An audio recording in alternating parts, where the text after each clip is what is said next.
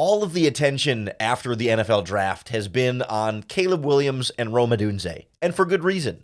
But I want to make sure we don't completely ignore the Chicago Bears' other top 75 pick, Kiran Amegadjie, who should be an important part of this Chicago Bears offensive line in the very near future.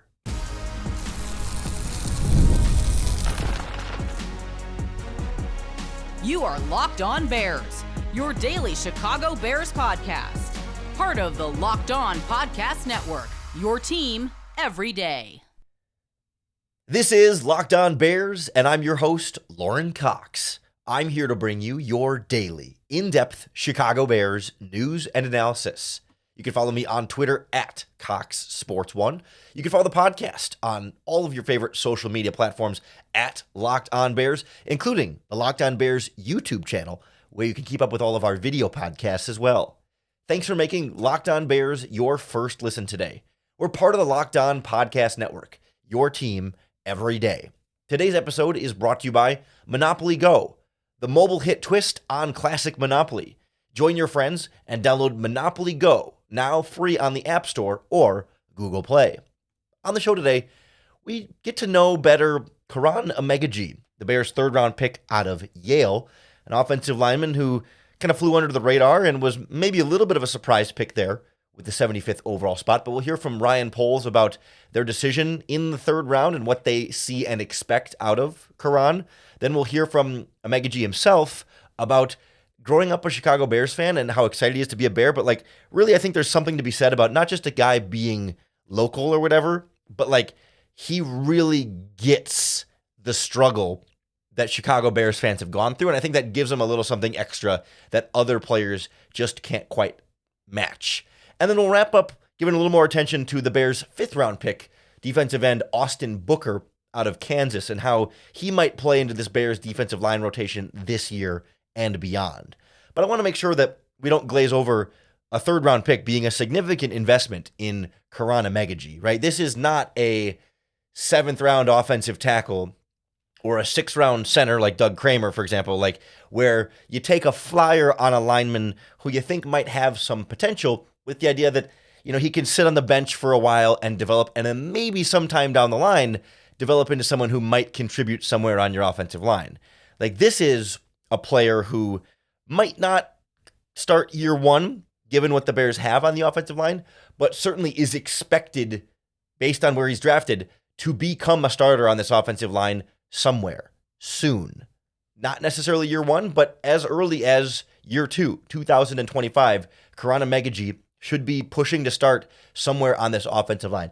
And even, I guess it would be in the worst case scenario that he's not pushing to start on this offensive line, I can certainly guarantee you that over the next two seasons, Kiran Amegadjie will take the field. You never have all five starting offensive linemen stay healthy and play every snap of every game for the entirety of the season. The Bears are going to have offensive line injuries. They had a ton of them last season. You remember how many different offensive line combinations we were trying to wrap our heads around through the first 7 or 8 games of this season? At the very least, Kiran Amegadjie provides a significant investment in upgrading the depth there at a position where, especially in the modern NFL, you just need more than 5 players. You need more than 5 starting caliber players. You always have 7 or 8 guys, but you never feel super great about Larry Borum as your swing tackle, or last season, Jatiri Carter as your swing guard. There's development there, but not wow, we're set when this guy comes in off the bench. But Amegadjie feels like more of a concrete investment in that position. And that seems to be where Ryan Poles was coming from. And most importantly, it's not just at offensive tackle. He can fill in at any of the 4 outside offensive line spots, anywhere but center, and that's going to be really valuable. So here's how Ryan Poles described their approach on draft day, and then also where he sees Amegadjie fitting moving forward. It was a tough, actually a fun little time frame there as we were coming into that last pick, our 75th pick. We were going back and forth just in terms of best available or position of need with a D-line. We were comfortable with letting it, being patient, letting it play out. D-lineman went right before, and we ended up taking Kiran, which we were excited about. He was the highest guy on the board, so worked out really well. But I'll open it up to questions. With Kiran, what jumps off the page to you in terms of the things that you can develop and work with as he gets into the league? Yeah, you love the tools that he has. His pass pro is really good. Love his length, hand usage, and a big man that we believe is going to continue to get bigger and more explosive. So it should really increase the competition on our offensive line and make everyone better. Ryan, it's a significant asset to use on the offensive line for you. I think that Darnell is the only one that you've drafted higher than this. Yeah. What are you envisioning as far as a role here? Yeah, competing. We don't really want to put a ceiling on him. I see the progression is potentially getting himself into swing tackle setup. He can play guard. He played guard early in his career too. So swing tackle, inside, outside, which is always helpful. We've struggled with flexibility in the past. So he has that ability. And then we'll see where he ascends to. If that means competing to start this year, next year, that's great. But if he ends up, being just another really good offensive lineman, you can't have enough. A couple of things stood out there from Ryan Poles. First of all, I don't think the Bears draft Kiran Amegadjie there with the 75th overall pick if he didn't have some of that versatility to play guard. If he was purely an offensive tackle, and that's certainly plan A, right? But if he could only play tackle and you felt like he just doesn't really have that flexibility to play guard, then there's not a lot of paths or clear paths to playing time for him. That if Braxton Jones keeps improving and develops as he's on the trajectory for now, then there's not really a path into the starting lineup for at least 2 or 3 more seasons until Braxton Jones' rookie contract is up, and maybe beyond that. Like, you're not drafting a guy in the 3rd round who you might not have anywhere to play him for the next 2 or 3 or 4 seasons, depending on how certain contracts play out at those spots.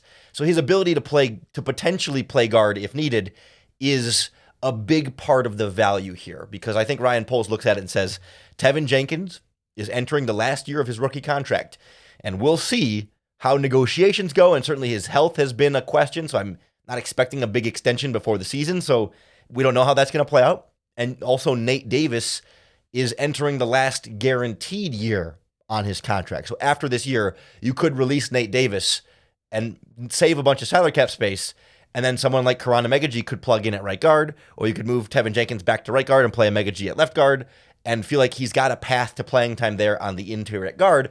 Or if Braxton Jones struggles, he can play at tackle. I mean, he gives you the opportunity to do both. And I think it's that versatility, in addition to the physical tools and some of the domination he did at the FCS level and all the things you want to develop him for, that really put this over the top for the Bears. Because at the very beginning there, you heard Ryan Poles talk about the process in the 3rd round. That's why I included that part of his opening statement there. He's like, we were trying to debate best player available versus needs on the defensive line. And, a defensive lineman went right before us. So we took Kiran Amegadjie, and he was the best player on our board. And that was Braylon Trice from Washington was right before them. And I can't help but wonder if Braylon Trice is there, if that's not their 3rd round pick instead of Amegadjie. Like, sometimes we hear Ryan Poles say, we've heard in drafts past where it's like, oh, this guy, we've had him circle this whole time. And we were hoping he'd fall to us at this pick, and we were surprised that he did, and we were thrilled to get him. And we heard that about Jaquan Brisker a couple years ago. I think we heard that about Gervon Dexter in the 2nd round. Guys that like, man, we've been eyeing this guy up for a long time, and we've loved him throughout this process. Whereas with Amegadjie, it was like we were on the clock, and we were debating some different stuff, and we picked him. And we're happy with him, and he was the best player on our board. But it wasn't like this was a guy they were like coveting and were desperately hoping he fell to them. It was like, all right, we were patient, we let it play out, and this is the way it went, and we're happy with that, right? Those are very different tones of how they talk about some picks versus how they talked about this pick. So that's where I think they were probably pretty close to taking an edge rusher or someone else, and then it's that versatility that I think put him at the top of their board with that spot in that pick. You add on top of that the story, who he is, his connection to Matt Eberflus before the draft and having met him a couple years ago, and him just being a lifelong Chicago Bears fan, a diehard Chicago Bears fan, that makes it really easy to root for Amegadjie. So we'll hear from the player himself and hear a little bit of his story and why that matters, and it's not just a fun thing for fans to root for. Next on Locked On Bears. This episode of Locked On Bears is brought to you by our friends at FanDuel Sportsbook, America's #1 sportsbook. It's winner take all time in the NBA and NHL, and FanDuel is giving you a shot to bring home a bag and a big win of your own. Because right now, new customers get $150 in bonus bets with any winning $5 bet. So you bet $5 on anything, any kind of sport on FanDuel, and if you win, not only do you get your winnings from that bet, but an extra $150 that you can bet on spreads, money lines, player props, and more. I know a lot of the first round series in the NBA playoffs are wrapping up. Big win for the Knicks last night, and with the Celtics and the Pacers the night before that.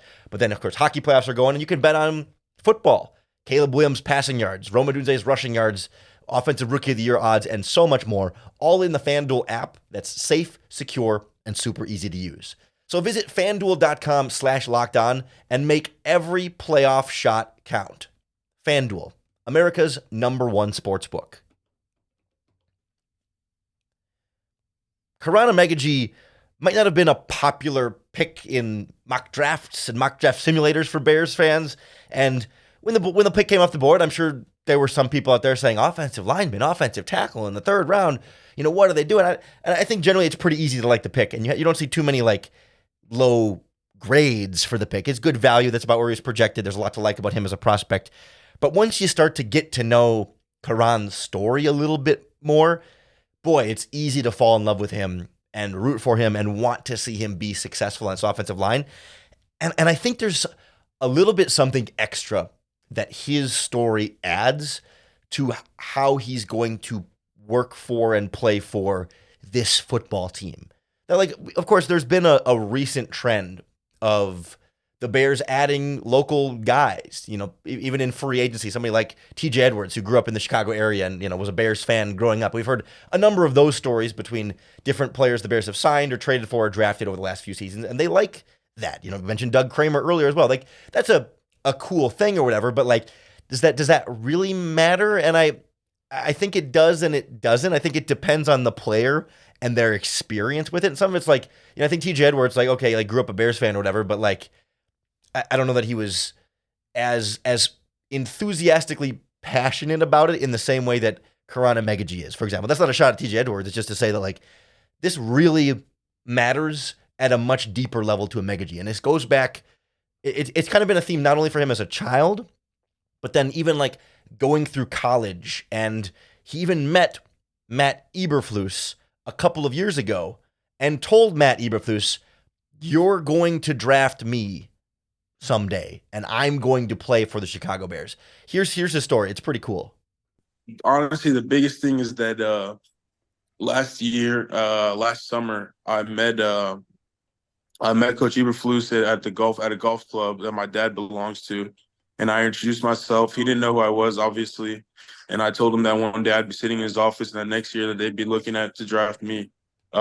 So he reminded me of that on the phone today. And you know, that's the biggest thing is that, you know, this is something that I've been dreaming about for so long, and you know, something that I wanted to happen, and you know, it happened. I honestly, I can't even believe. I don't even know if this is real, if I'm dreaming. So yeah. So obviously that's easy to like and easy to root for and adds a little something to a story. But I think there's another layer deeper than that. Like, of course, it's cool that a prospect sees the Bears head coach and says, "You're going to draft me," and then they end up drafting him.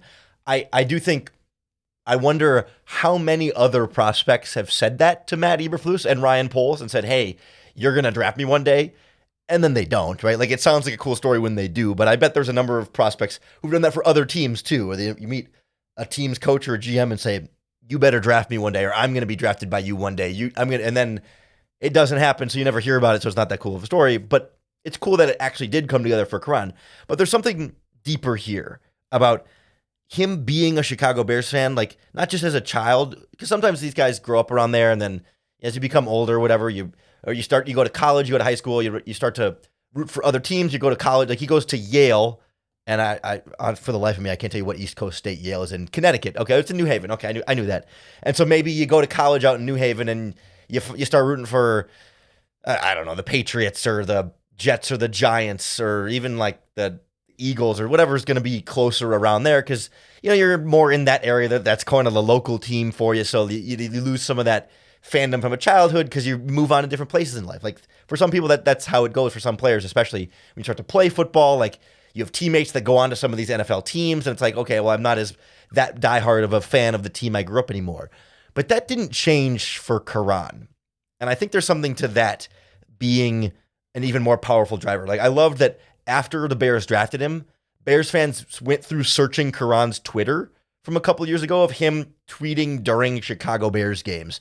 And some of them are just hilarious. Like he tweeted, Honestly, he tweeted a couple years ago, like in 2020. So like Matt Nagy COVID year. How can no one call plays on this team? Like clearly, and I think it's probably around the time they're switching between him and Bill Lazor and trying to figure out who's going to call plays on this offense. He tweeted at October 18th, 2020, I love watching both our tackles get beat at the same time and Foles gets rocked. Of course, being sarcastic there, like, of course, is so used to seeing Bears offensive tackles get beat and their quarterback get rocked. That's like, oh yeah, gotta love that, because that's just how it has always been for this team. Like Kiran has been there through those same struggles that you have as a Chicago Bears fan.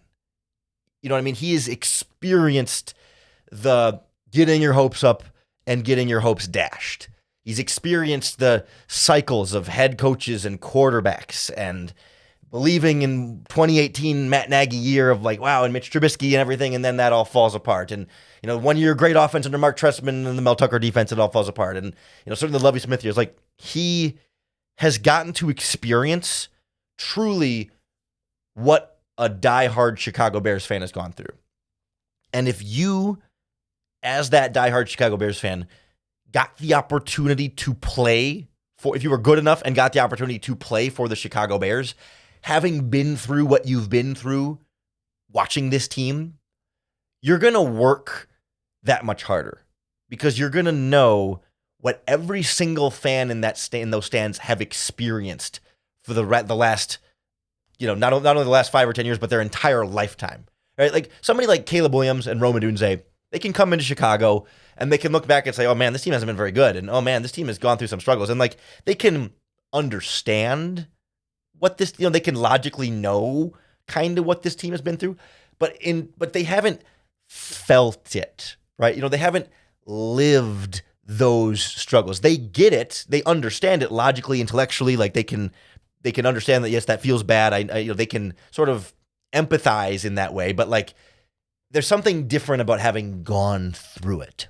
having actually experienced it. And I just feel like someone like Kiran Amegadjie, having been there yelling at his TV about Nick Foles, yelling at his TV about Matt Nagy, yelling at his TV about this offensive line, right? Like Caleb and Rome, they haven't done that. And it's not a knock against them, but it's just something to be said about like Kiran comes in with a little bit of an extra something, an extra connection. Like, of course, Caleb is still going to work as hard as he possibly can. And Rome Odunze is going to work as hard as he possibly can. It's not that those guys aren't going to work hard, but Kiran can truly already put his soul into being the best offensive lineman for this team. Because if he's out there on the field and he gets beat and he watches his quarterback get sacked from something he did, he knows and remembers what it felt like to be you watching that on your TV, mad at that offensive lineman for not being good enough for your quarterback because you just care so much. And he can feel that at a deeper level that other players on the team that weren't Bears fans in that same way just don't quite have. It doesn't mean they don't care and aren't going to try their best. Like none of the players want to be beaten. None of them want to play poorly. None of them, want that. But there's just a little something extra that I think Amegadjie is going to be able to tap into and pull out that very few other players on this team will, and it's going to make it really easy to root for him. And I think he's going to be someone that we can kind of fall in love with and cheer along, especially well for an offensive lineman who you'd never heard of with a hard to pronounce last name from an FCS school, an Ivy League player in the third round, who otherwise Kiran Amegadjie, like, okay, he's just kind of some guy, but now he's really like one of us, and that's something that's a little bit different. So we'll see. He's going to be a contributor at some point here. I would bet he plays some snaps this rookie season, not as a starter, and I would bet he comes pretty darn close to starting in year 2, if not actually taken over one of those starting jobs in year 2. So we'll keep tabs on Kiran Amegadjie's development moving forward. But I also want to make sure we get a little more time on Austin Booker, the 5th-round pick out of Kansas on the defensive line, the position we had been waiting for the Bears to address and wanted the Bears to address perhaps even more so. And I think there's a few misconceptions about him, and I think there's a much more clearer path to his playing time this season in ways that you might not expect. And we'll kind of look at how that fits with his profile next on Locked On Bears. This episode of Locked On Bears is brought to you by our friends at Monopoly Go. It's a fun twist on the classic Monopoly game we all love, but on the go, on your own time, with the ability to both work together with your friends and compete against them. With Monopoly Go, you can team up with your friends for timed tournaments and work together to build up each other's board. And then the more you win together, the more awesome prizes you unlock. Like cool new playing pieces that you can travel. Like there's hundreds of different boards you can play on with this. Unique stickers and emojis that you can either trade with friends or you can taunt friends when you smash their buildings and heist their bank vaults and take some of their money for yourself in the game. Plus, Monopoly Go features new everyday changing tournaments and challenges that keep things fresh and exciting. They got unique mini games within them, and there's always new timed events that help you win big. You can get multipliers on your wins, and you can have rent frenzies and so much more. So there's always something fun to discover in Monopoly Go. Get off the bench and go download it now free on Google Play or the App Store. Game on. Normally, we don't spend a ton of time on, a 5th-round pick or whatever, but given that the Bears had a pretty big need on the defensive line and that they felt compelled enough to trade a future 4th-round pick to get in the 5th round to draft Austin Booker, I want to make sure we give him more time. We talked about him a little bit and Kiran a little bit when we gave our draft grades on Monday's podcast, but I really want to deep dive a little bit more into Booker in particular here because, well, he is a 5th-round pick, and I don't want to set high expectations for a 5th-round pick. I think it was a very different conversation from Dominique Robinson 2 years ago as a 5th-round pick, where Robinson was a converted wide receiver who had played about 2 years of defensive line in his life before coming to the Chicago Bears and was clearly learning how to play the position. And Austin Booker is definitely inexperienced in terms of like on the field snaps, but it's not like he's brand new to the defensive line position. It's more like in college, he was a backup at Minnesota for a couple of seasons before transferring to Kansas and then getting much more significant playing time his final season. There's still only one start under his belt, and his total number of snaps is not super, super high. But even in those seasons where he's a backup and he's not playing much at Minnesota, he's still practicing, right? Like he's still playing the defensive end and outside linebacker position. Like he's not totally brand new to all of this and figuring out what pass rush moves are or where he's supposed to fit in run fits, right? Like, sure, he doesn't have a lot of like in-game experience to be able to like really turn to and fall back on, but like he played edge rusher in high school, right? I mean, he played defensive end and wide receiver and stuff, but like this is something he's been playing for a long time. So it's not about necessarily like teaching him the fundamentals of the position, but it's about taking what he's been able to do so far in limited experience and take that to the next level. And I think because he wasn't a starter at Kansas and because he led the team in forced fumbles and sacks and tackles for loss, like because you think of like, okay, not a starter and a bunch of sacks, he must be rotational pass rusher specialist. Right? He wasn't a starter, so they must have been using him as a pass rush guy to get after the quarterback, and that's what the Bears are getting. And I don't think that tells the whole story. I think that's a misconception a little bit. That like, yes, he was an effective pass rusher, and he was not a starter. But this was not a guy who only came in on 3rd downs, who only came in on 2nd and long, right? True passing situations. This was, like, you can't call him an every down player because he literally wasn't a starter. So he's not on the field for every down, but you look at like how he was used at Kansas, he played almost an equal number of run snaps and passing snaps. It was about 230 running plays to, I got to add up coverage plays and pass rush plays, to like 2 250 and change passing plays, like 230 to 255-ish is the split there. So like almost equal run and pass. Some of that's, I mean, in college, it's hard to really hide someone as a true like passing down situation guy because a lot of these teams still run the ball at a really high clip. Not as much in the Big 12, I suppose, but like still, he was surprisingly effective against the run. Like if your perception is pass rush specialist, you'd think, well, then he must not be good against the run. But he like going back and watching some of that Kansas tape, like he did a good job of setting the edge and holding firm there. Like he's not dominant there. He's 240 pounds or whatever it was. Like he's not the biggest, fastest guy there, but like he's got that length to be able to keep guys off of him and hold an edge there. He's not, blowing up double teams, and he's not, totally, disrupting every single play, but he's got a great pursuit angle and speed off the edge to track down plays from the backside. He made a lot of key tackles in the backfield. Like I mentioned, he led their defense in tackles for loss. It was 12. Like that's one a game per game that he played in the backfield, making a tackle for a loss on top of the 8 sacks. Like he was out there making plays. He also missed probably more tackles than you'd like to see. And like, he's by no means a perfect all around ready to go plug and play NFL player, but like, this is not a 5th round pick who you have to wait and hide on passing downs. This is a guy who, if he